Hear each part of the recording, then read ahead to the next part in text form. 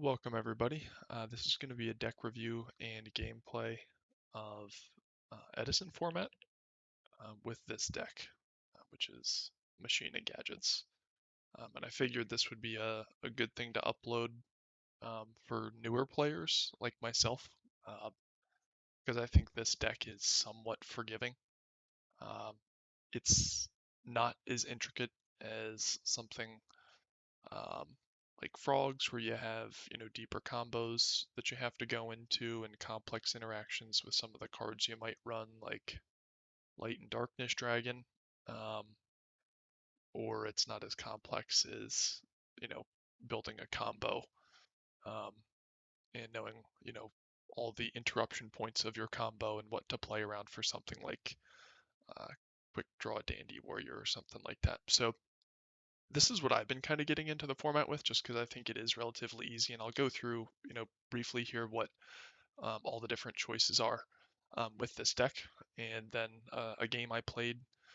And I guess, on a note with that, I typically like doing live gameplay just because I feel like in hindsight, like you already know what's happened, so you can act like you're big brain and be like, oh, I knew it was like solemn, so I played around this or I played that first. That's usually not the case.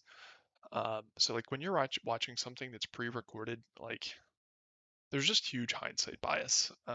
Like you know like what their hand was, like what they were playing. So take it with a grain of salt. But like the issue I've been running into is like jumping into Edison on Dueling Book. Like there are just so many people that will just quit or like AFK. So like you're like by the time you do your fourth like pre-recording of something or like live recording rather, you're just like fuck it. Like I'm just gonna play it until I get like a full game that like played out, and then I'll just voice it over.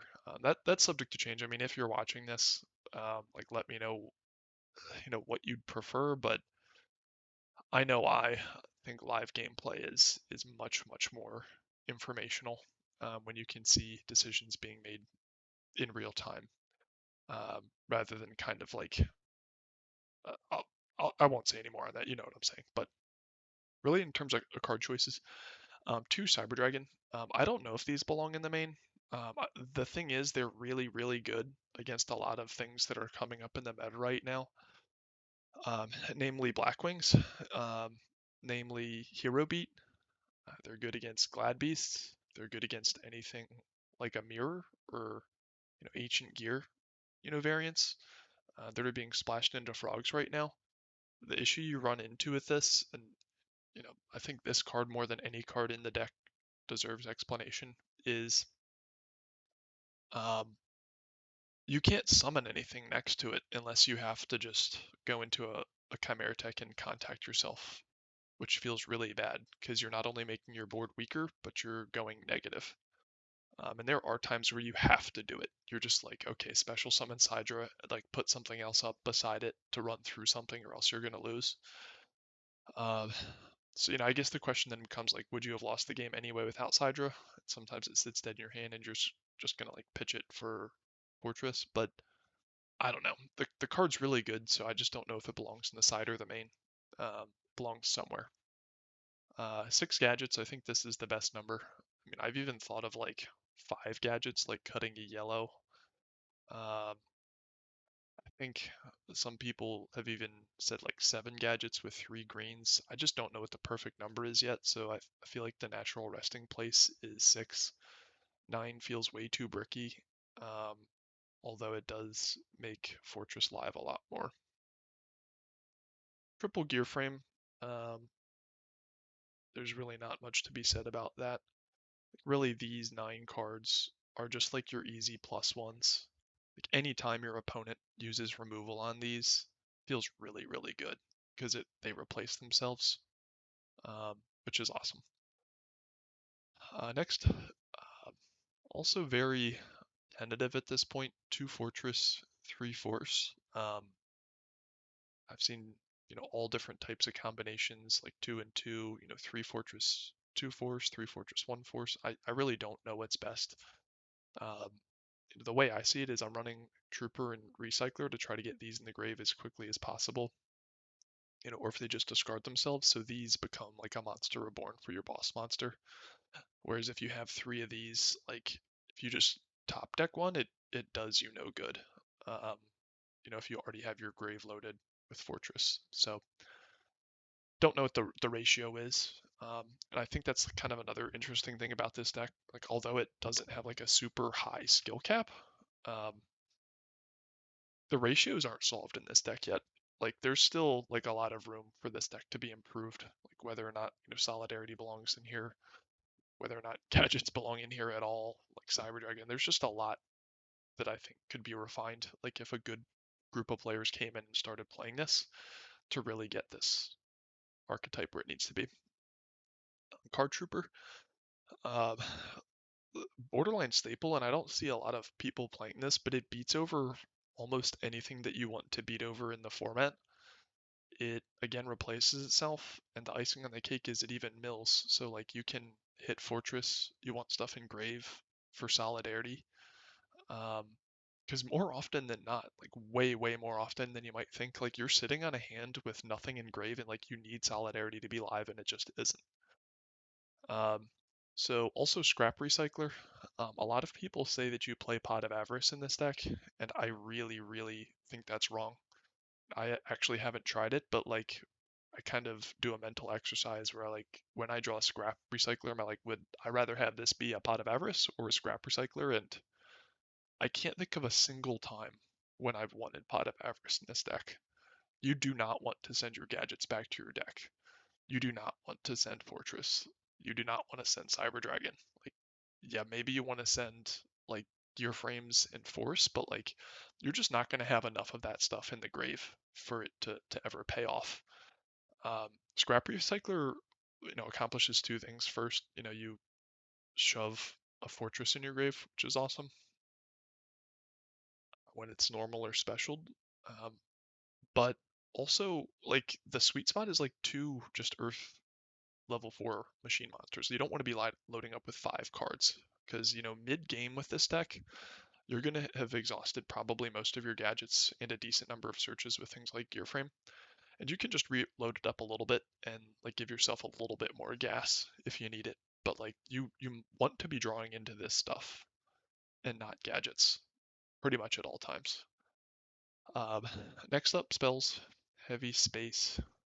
I don't think there's anything to be said with that. Creature swap, these are kind of just tech choices. I don't know how I feel about either of these. I think shrink has definitely underwhelmed. I mean, yeah, it can be cool when you shrink something under a bottomless, but just don't. I don't know. Like I feel like almost all the time when I have like had it, I just wish it were like hard removal. Like even another fissure, or like a compulse. Like shrink just doesn't usually get you where you need to be. Um, so and you can't really capitalize on it. It's not like a deck that's running like in goat format like Don Zalug where you get like real cheeky in like damage step and then like, oh, I'm pitching your stuff and you had the opportunity to use like a Saku or like a dimensional prison and you didn't use it because I had shrink. Like this deck really can't capitalize on like getting an attack through, so that's probably going to be replaced. This is kind of again just like a spicy tech, like to give them a gadget, or like something like a scrap recycler, and I guess maybe there's some cheeky stuff you can do with like cyber dragons and contacts, but like I don't really I don't know. Like again, like you just kind of want to get stuff off the board if you can't beat over it with something plus solidarity. So I just don't know how I feel about this yet. Limiter removal, as we'll see in the gameplay, like this just wins you games. Um, it's dead a lot just because you are going to be building boards of gadgets and stuff that you don't want to blow up at the end of the turn. Um, but like to just have a win button, like you really don't need that much on board. Like gadget like plus solidarity, or even like 2 gadgets plus solidarity. Like you can just win the game like in a moment's notice, which is really awesome. And it can be used defensively too. Like if you really are in a pinch, they need to attack over something, you can just say no, and like it buys you a turn. Yeah, it blows your board up, but like at least you don't lose on the spot. Solidarity, not much to be said about this. I think this is the reason you're running, the gadget engine plus machinas. Um, Whether or not it's worth running gadgets just to run this, I don't know yet either. There might be more consistent builds that just don't have to rely on drawing solidarity, because really gadgets don't do much like they're not pumped by a solidarity. Like they're just blockers, and like most decks in this format, like you're just going to be forced to normal gadget like for several turns if you don't have solidarity, and they're just going to run over it, and you're just using that to thin your deck and buy time. And they're just going to be running over it with whatever, 3 Smashing Ground. I think in a deck like this, it's near staple. Um, so good that I elected to add a Fissure, which is just a worse version of it. Might even be adding more, or experimenting with Hammer Shot. Solemn, Mirror, Torrential, and Trap Dust Shoot. It's kind of like your OP trap lineup, or like Trinity for the first 3 for traps in this. I'm not sure that you can play the deck without them. Trap Dust Shoot in the main. Um, yeah, this card's dead sometimes, but the payoff is so high when you trap Dust Shoot. Like, I just don't think there's that many cards that are comparable to Dust Shoot in Edison. Like, there's like, if we're comparing this to Goat, like a lot of like stupid unfair shit that you can do, like Trinity, or just like the Dust Shoot wars that happen when you're playing like Chaos Turbo Mirrors. But like in Edison, like having hand knowledge in such a combo heavy format, like where you kind of need to know if they're going to have a Gores or like a hand trap, like just because hand traps are so prevalent in this format, I think is so underrated. Like this card's way better in this format than it is in Goat. And I think that's saying something. Like just having hand knowledge, like even if you play this and like let's say they have 4 cards in hand and it's all spells and traps, like that's not really a neg 1. Like yeah, like strictly speaking, it is, but like theoretically, that knowledge you get is probably worth a card. So like when you hit a monster with that and you have hand knowledge, like that in my mind is like a theoretical +1. Like this card is just ridiculous in such a combo heavy, hand trap heavy format, um, as well as floodgate heavy format. Like if you hit this turn 1 and like what floodgates to play around or like what spell and trap removal to hold on to, like you need to out an oppression or something, like that's huge. Um, Pulse. Um, this I'm experimenting with. I like it so far. The funny thing is this card was used a lot, like when this format was actually being played, and then no one played it with the revival of Edison, and now people are playing it again. So I think it's kind of funny, like how the meta shifts like that. This card's really good, um, defensively and offensively, and really, really good against things like Synchros. Um, 2 Deep Prisons, 2 Bottomless, then another kind of tech choice, which is Starlight. This is mainly because this is a back row heavy deck. You're running 10 traps, and you're almost at all times going to be having a solidarity, if not 2 up. Plus, you're probably going to be setting things like space or shrink if you elect to play it. So, kind of having something that you can capitalize on a heavy storm, or if your opponent plays something that's going to blow up your board, or Icarus, whatever it might be, is very, very helpful. Next up for the side, 2 Cypher Soldiers. Um, this is good against Hero Beat. Um, Even random decks like typically are going to play a hero or 2, but it's mostly for Hero Beat and it's a machine. The really tough part about playing this deck is the side deck. I think side decking in these legacy formats is one of the things that if you're really good at, and you have a really good side, like you're just going to win so many more games. It's incredibly important. Um, and that's really, I think, the Achilles heel, or one of the Achilles heels of this deck, which is that you are severely limited on what you can side for monsters, just because you can't really play the deck without solidarity. You're just not going to win. Like if you side the solidarities out, so it has to be a machine. On the other side of that coin, this deck is absurdly easy to side deck against. Like I just really don't think this could be like a tier 1 deck, if you will, or like solidly tier 1. I think it's primarily going to be like a meta call deck, just because Cyber Dragons are gonna come in and like just totally eat your lunch. Um, like there's just like if even if like this deck like took the world by storm, like there's just stupid cards like System Down that just win the game for the opponent. So like this deck is very side deck dependent, um, and side deck weak. I don't know how to say that. Next is Soul Release. Again, like my side decking skills in Edison are very limited. I just don't know exactly what to decide, but I figured this might be good to try, versus stuff like frogs, or maybe even experimenting against like heroes or like Vayu Turbo. The thing is, I don't think it's a good side deck card, but I think it's a decent side deck card against enough frequent decks or like prevalent decks, that being the three I just mentioned. Um, Next is a Nobleman. I think the Raiko Hamster stuff is seeing a lot less play, um, but you do need an out to it. Um, it's just really powerful if they're going to be resolving Raikos and Hamsters and popping all your back rows and solidarities. So you really needed a way to deal with that. So that might get bumped up at some point too. Next is the second Compulse. This is really going to be for anything that's super synchro heavy, or anything that you need to interrupt immediately, or anything that you need an extra chain link to, like if you really need to out a Light and Darkness Dragon or something like that. Um, Next is the Shadow Imprisoning Mirror.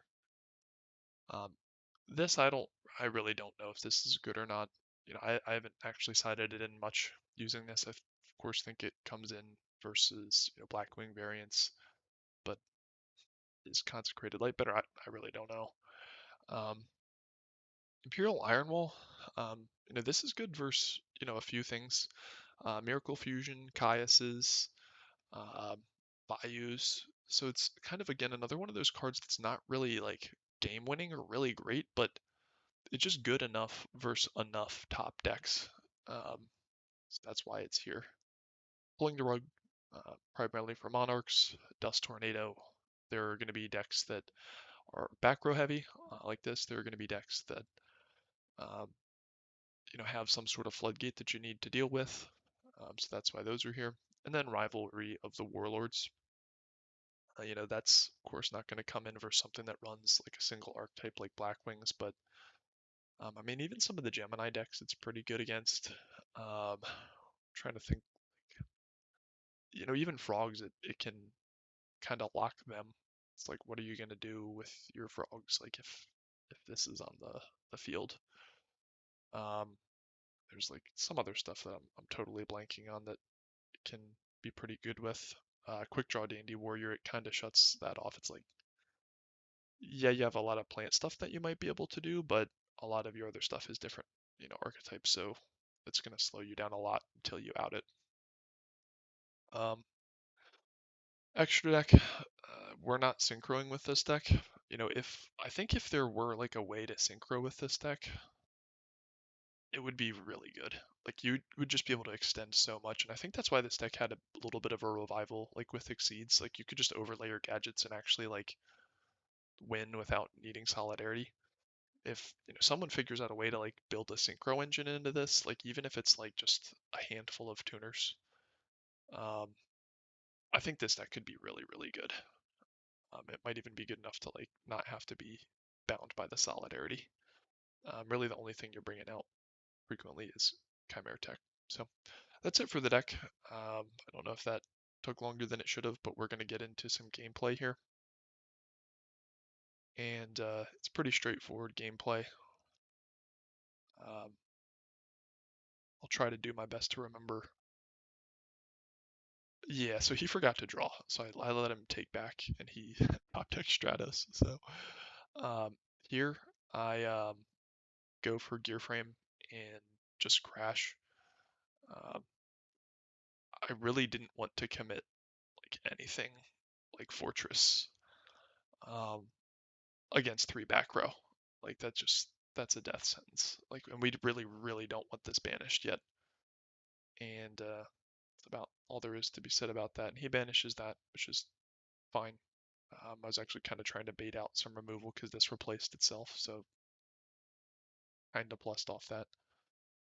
Here I elected not to set the solemn, which might have been a mistake, but we're at 8. Like, I think way too many players commit this to the board too early. The the reason this card is good is you can go for game shots with stuff like limiter, um, and you don't have to worry about um, that being interrupted. So we're totally fine with him poking here, and I like to just go for the fortress, and I was very, very surprised that that went through.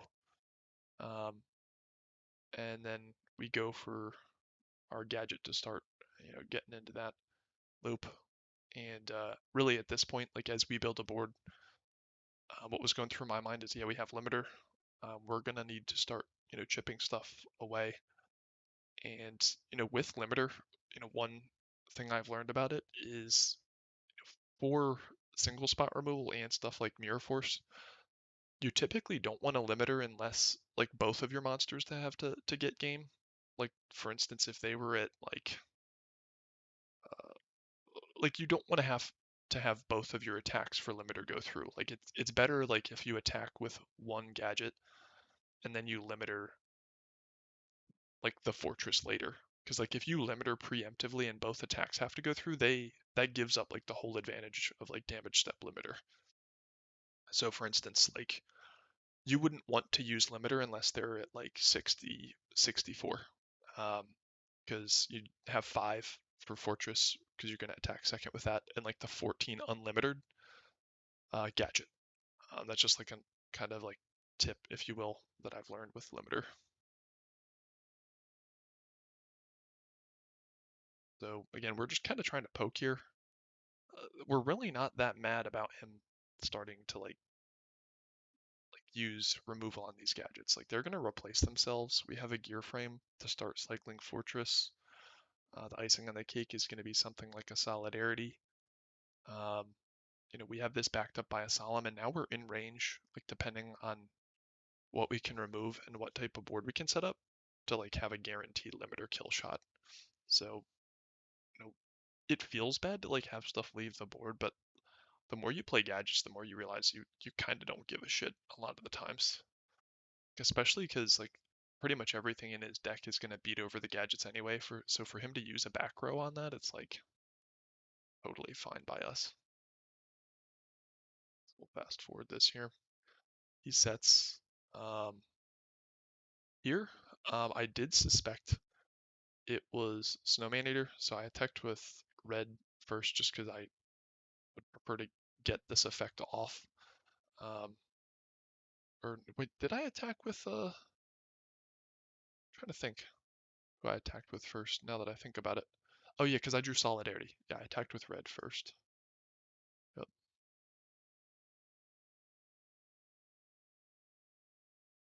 And then he pitches that, and that just feels really good.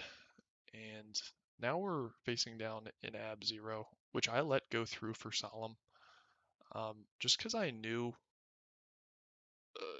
we have like huge reach here, um, and we can get over this Ab Zero with the Solidarity. So I elected not to Solemn the Miracle Fusion. Um, I elected not to Solemn the Skill Drain, which does shut off the effects of our hand, but I think we're in a much better spot if we can just beat over his stuff and then just go for a kill shot with limiter. So this was um, kind of risky, but I think this kind of goes to say, and I'm not trying to pat myself on the back, but like how important it is to get good with using Solemn Judgment with a deck that can just OTK very, very like out of nowhere. We'll see if that pays off. We attack over that. Um, pause here. Something I wanted to say. Yeah, we attack over that. He kills it. Um, and yeah, like this was like kind of the point I was trying to make, which is that even under skill drain, like yeah, it sucks to summon gadgets, like, but a lot of them are out of the deck anyway, and we can hit over almost anything that he set like summons. So it's really not a huge deal. I suspect, again, having seen a snowman eater, this is snowman eater again. So we'll see what we do here. We attack into it um, with green because we want this to stay on board, and if he decides to remove it, we get an additional attack, which can be game. And he has no response, so we limit her, and that's it. And even if he did have a response, we had a um, and you know what? Actually, I forgot. He had skill drain up, so it didn't matter at all what his face down was.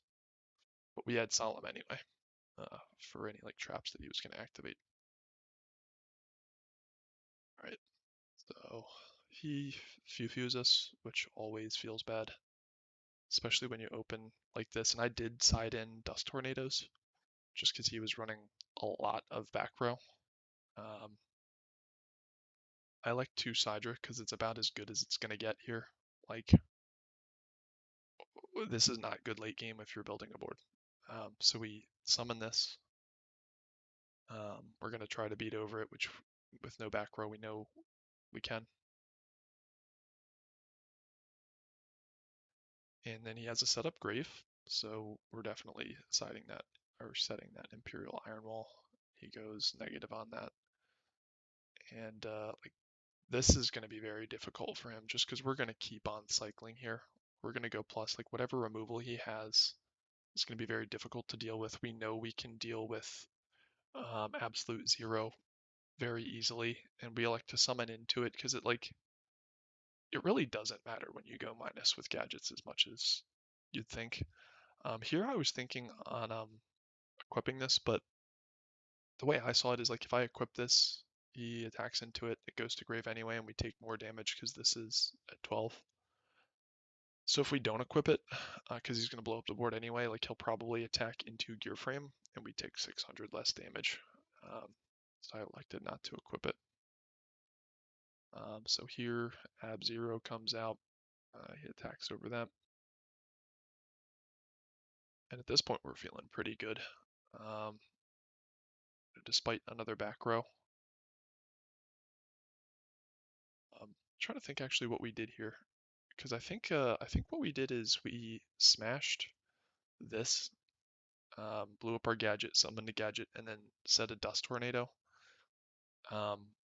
Just because we want to pick off one of his back rows, and then go for like the Mahina Fortress cheese with limiter. I think that's what we did. I think that's the correct play. We'll see if that's what happened.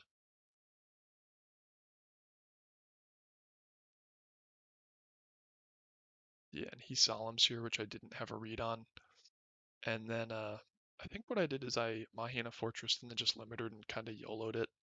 It's like, look, like if you you out that, but I'm gonna swing over it anyway with the second gadget, and I'm already in a really good spot if that happens. Unless it's Mirror Force.